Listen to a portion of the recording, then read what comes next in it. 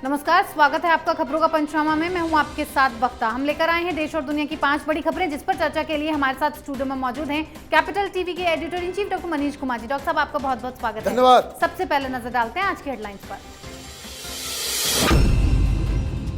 नवाब मलिक को ईडी ने किया गिरफ्तार, बौखलाई अघाड़ी सरकार। मलिक पर अंडरवर्ल्ड से कनेक्शन के साथ मनी लॉन्ड्रिंग केस में हुई कार्रवाई।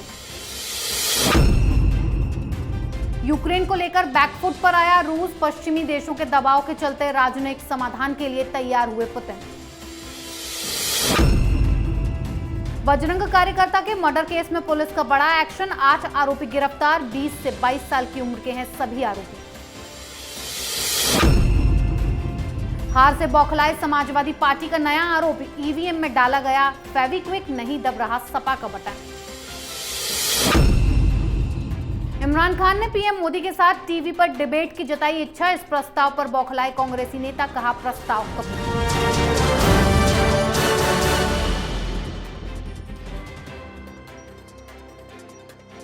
सबसे पहले बात नवाब मलिक पर हुए तगड़े एक्शन की। उद्धव सरकार में मंत्री नवाब मलिक पर ईडी ने तगड़ा एक्शन किया है। ईडी आज सुबह नवाब मलिक को उनके घर से उठाकर लेकर गई और उसके बाद अंडरवर्ल्ड से कनेक्शन के बारे में पूछताछ की गई। पूछताछ के बाद उन्हें गिरफ्तार कर लिया गया। इस एक्शन के बाद पूरी अघाड़ी सरकार में हड़कंप मच गया है। नवाब मलिक पर कार्रवाई से शरद पवार और संजय राउत पूरी तरह से बौखला गए हैं। पहले तो नवाब मलिक के ऑफिस ने ही ट्विटर पर लिखा कि न डरेंगे और न झुकेंगे, 2024 के लिए तैयार रहें। वहीं एनसीपी चीफ शरद पवार ने कहा कि नवाब मलिक लगातार केंद्र सरकार और ईडी के खिलाफ बोलते आए हैं, इसीलिए उन पर कार्रवाई की गई है। सत्ता का दुरुपयोग लगातार हो रहा है। आपको बता दें कि कुछ दिनों पहले मुंबई में अंडरवर्ल्ड डॉन दाऊद के 10 ठिकानों पर छापे मारे गए थे। तब बात सामने आई थी कि 2 नेताओं के डी कंपनी से कनेक्शन है। डॉक्टर साहब, क्या इस बार जो ये तगड़ा एक्शन हुआ है, ये गिरफ्तारी जो ईडी ने की है, जेल के सलाखों तक ले जाएगी नवाब को? देखिए, ये सारी चीजें अब कोर्ट के सुपुर्द है। गिरफ्तारी हुई है, आपने सही खबर दी कि जो 10 डी कंपनी के अलग अलग ठिकानों पे जो छापेमारी हुई और उसमें इकबाल कास्कर को जो गिरफ्तार किया गया, उससे पूछताछ के दौरान ही ये मालूम चल रहा है कि डी कंपनी के साथ इनके रिश्ते हैं। अब केस कौन सा लगा है? मनी लॉन्ड्रिंग का जी। पीएमएलए एक्ट के तहत उन पे ये कार्रवाई की गई है, prevention of money laundering act के तहत। अब 2-3 चीजें समझने की है जी। एक तो जमीन का मसला है कि किस तरीके से इन्होंने ये दाऊद इब्राहिम के गैंगस्टर्स, चाहे वो सरदार हो चाहे वो सलीम हो, इन दोनों के से आपने जमीन ले ली। दोनों कन्विक्टेड क्रिमिनल्स हैं। टाडा के तहत ये लोग आरोपित थे जी। वो नियम ये बताता है कि ये आतंकवाद में जो लोग लिप्त हैं उनकी जमीन को सरकार जब्त कर लेती है। और बीच में एंट्री आ गई नवाब मलिक की कि ये आरोप लगा, सुनवाई चल रही, पनिशमेंट मिल गया, अब जमीन सरकार जब्त करने वाली है, आपने उसे खरीद लिया। भाई, आपके रिश्ते आतंकवादियों के साथ ऐसे प्रूव हो जाते हैं। लेकिन दिक्कत यह है कि ये एनसीपी के हैं, एनसीपी के मुस्लिम फेस है ये, इसलिए इनको लग रहा था कि हम तो शरद पवार की पार्टी के हैं, हमारी क्या, मतलब किसकी क्या मजाल कि हमारे ऊपर कोई कार्रवाई कर सके जी। तो यहां तो केंद्र में सरकार किसी दूसरे दिमाग वाली है।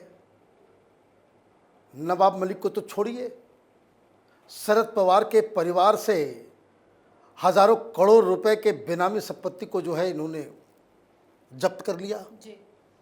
तो ये कैसे बचेंगे?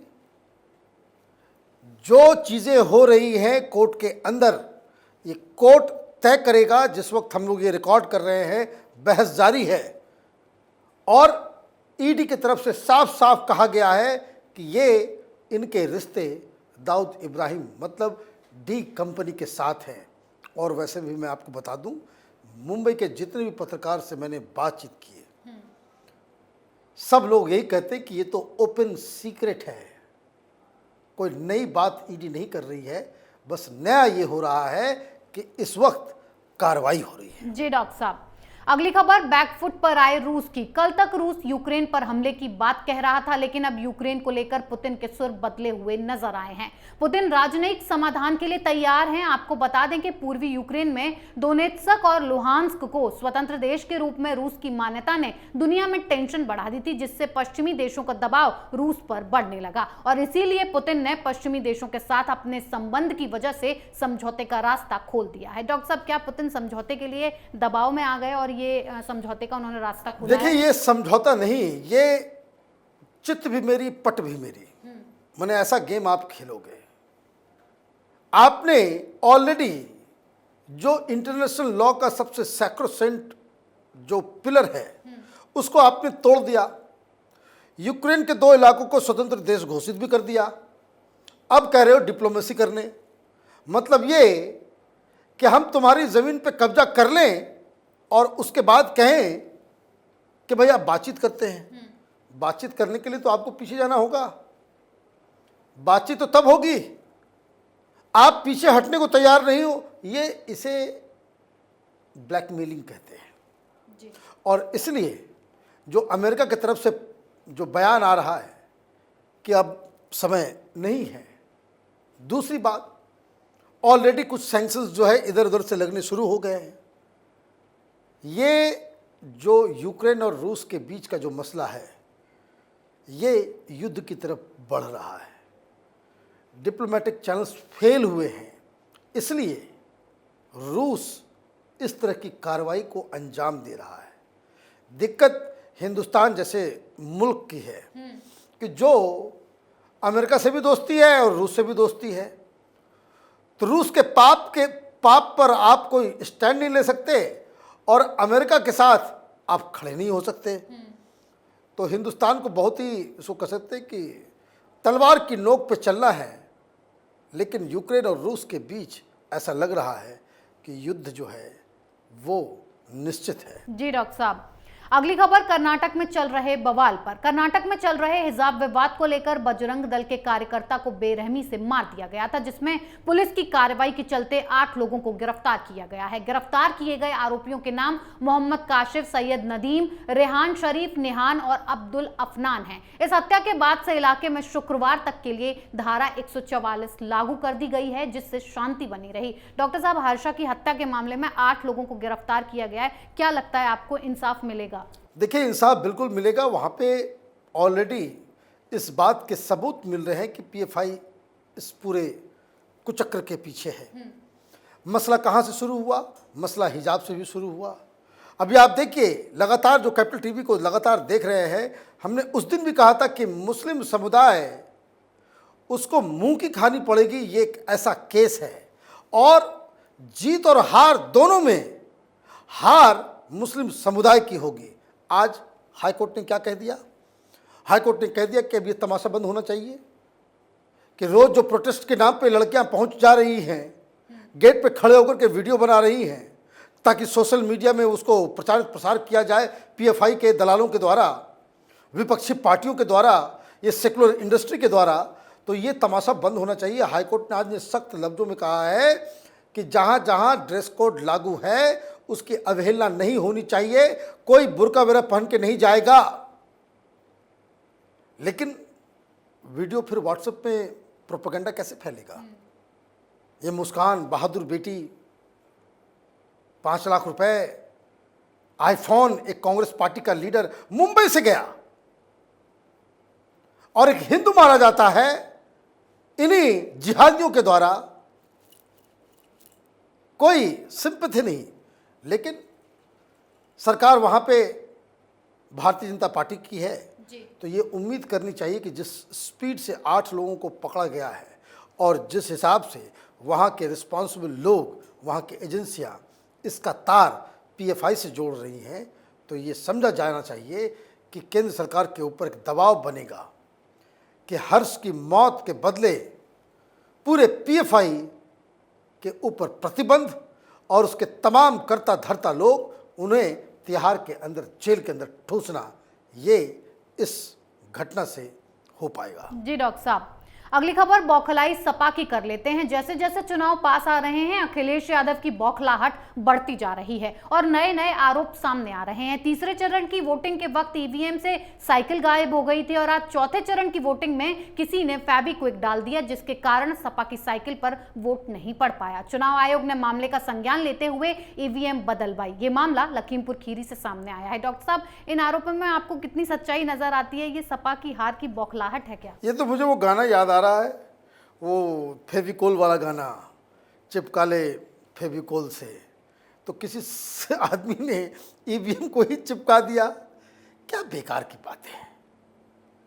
मैंने आप इस तरह की बातें बकवास करके हिंदुस्तान की पूरी democracy, democratic process, electoral process, सारे इंस्टीट्यूशंस के ऊपर आप सवाल खड़े कर देते हो। इतनी तो तमीज रखो भाई। हर बार 4 बार, हर इलेक्शन में एक पॉलिटिकल पार्टी को 4 बार ये मौका मिलता है कि आप ईवीएम को ठोक बजा करके आप उसको टेस्ट कर सकते हैं। 4 बार ये जो लोग, जो पार्टियां ये सब आवाज उठाती कि ईवीएम खराब है, ये क्या नशे में धुत होकर के सोए रहते हैं? और जिस दिन पोलिंग होता है उस दिन भी सवेरे एक सारे उम्मीदवारों के पोलिंग एजेंट के सामने एक मॉक वोटिंग होती है। सब लोग अपना अपना वोट भी डालते हैं और काउंटिंग भी हो जाती है। किसी ने फेविकॉल डाल दिया, तो कहीं से साइकिल गायब है, तो कहीं से ब्लूटूथ से फर्जीवाड़ा हो रहा है, कोई चिप बदल दे रहा है। ये सारे साइंटिस्टों ने अपनी एड़ी चोटी एक कर दी। जी। ये कपिल सिब्बल किसी खाली खोपड़ी के आदमी के पीछे पीछे लंदन चले गए थे। पूरी दुनिया में तमाशा क्रिएट करवा दिया था। यूट्यूब पे वो वीडियो है कि जिसने ये कहा था कि फला फला लंदन के इस जगह पे प्रेस कॉन्फ्रेंस कर रहे हैं, पूरी दुनिया के सामने हम हिंदुस्तान के ईवीएम का जो है वो कच्चा चिट्ठा खोल देंगे, कैसे से हैक किया जा सकता है। कानून मंत्री रहे हैं ये कपिल सिब्बल, पहुंच गए वहां। मैंने शर्म हया सब इन लोगों ने बेच दिया। पूरे इंटरनेशनल मीडिया के सामने आप ये बताने की कोशिश कर रहे हो कि हिंदुस्तान का जो इलेक्टोरल प्रोसेस है वो एक फार्स है। और जब उसने प्रेस कॉन्फ्रेंस शुरू किया, 5 मिनट में वो भाग गया। प्रेस वालों ने कहा कि भाई थ्योरी मत दो, दिखाओ कैसे हैक किया जाता है। पिछले दरवाजे से चोर की भांति ये कपिल सिब्बल उस प्रेस कॉन्फ्रेंस से भागा था। फिर वही चीज, जब इलेक्शन कमीशन ने खुली चुनौती दी और वो पूरी दुनिया के लिए था कि कोई माइका लाल यहां आए और इसे हैक करके दिखाए, क्यों नहीं गए? तो यही समझ में आता है कि जब हार नजदीक आता है तो ईवीएम खराब होने लगते हैं। पिछली बार अखिलेश यादव चुनाव हारे,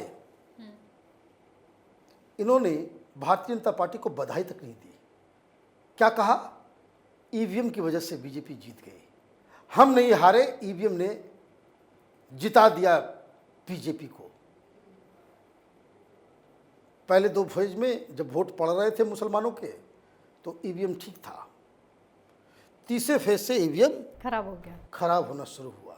ये फ्रॉड लोग हैं, ऐसे नेताओं से बच के रहने की आवश्यकता है। जी डॉक्टर साहब, आखिरी खबर पाकिस्तान की अनोखी इच्छा पर कर लेते हैं। पाकिस्तान के पीएम इमरान खान ने पीएम मोदी के सामने एक प्रस्ताव रखा है। इमरान खान ने पीएम मोदी के साथ टीवी पर बहस की इच्छा जताई है, जिससे सारे मामले बातचीत से सुलझाए जा सकें। पर हैरान करने वाली बात यह है कि प्रधानमंत्री मोदी के लिए दिए गए इस बयान पर कांग्रेस के वरिष्ठ नेताओं ने उन्हें जवाब दिया है। जो कांग्रेस मोदी को कोसने का मौका नहीं छोड़ती, उनके लिए जवाब दे रही है। ये पचने वाली बात समझ नहीं आ रही। डॉक्टर साहब, ये हैरानी में डालने वाली बात नहीं लगती कि जो मोदी को कोसते हैं कांग्रेसी, आज वो मोदी के लिए ही पाकिस्तान को जवाब दे रहे हैं? मैं इन कांग्रेसियों पे आऊंगा, लेकिन कैसा आदमी है भाई ये इमरान खान?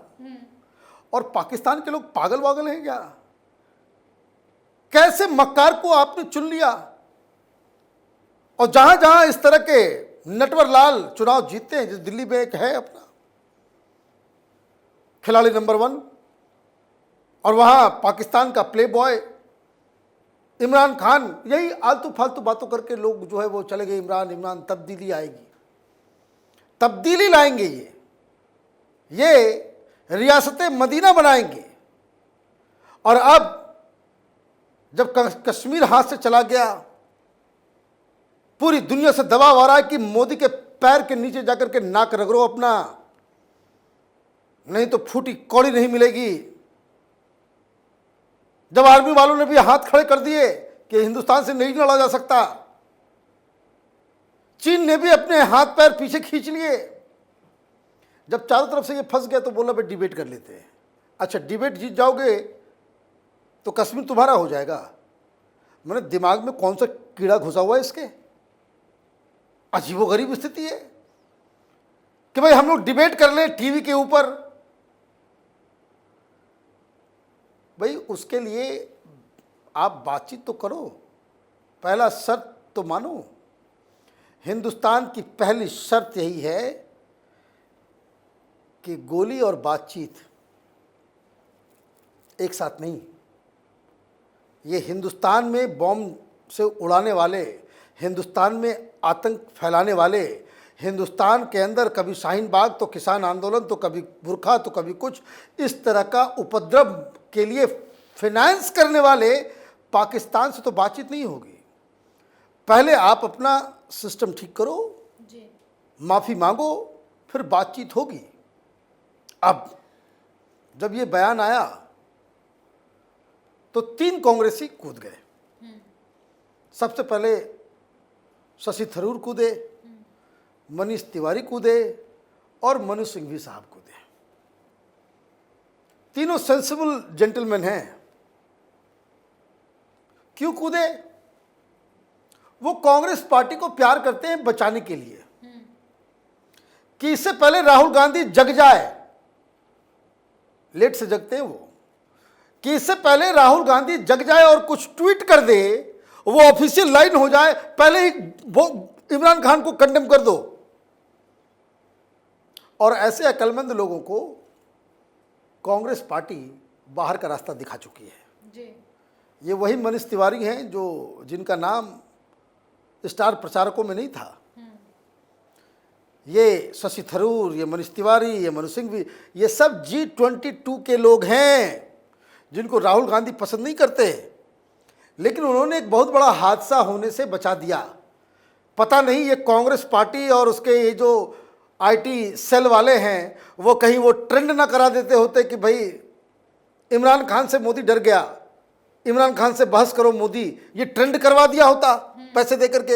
ये धंधेबाजी से बचाने के लिए तो इसको तो राहुल गांधी या कांग्रेस पार्टी को शुक्रिया अदा करना चाहिए। इन तीनों का कम से कम समय रहते जो है उन्होंने राहुल गांधी के जगने से पहले ही अपना काम इन्होंने कर दिया, एक बहुत बड़े एम्बेरसमेंट से बच गए। रही बात इमरान खान की, तो इमरान खान के दिन बहुत ही कम बचे हुए हैं।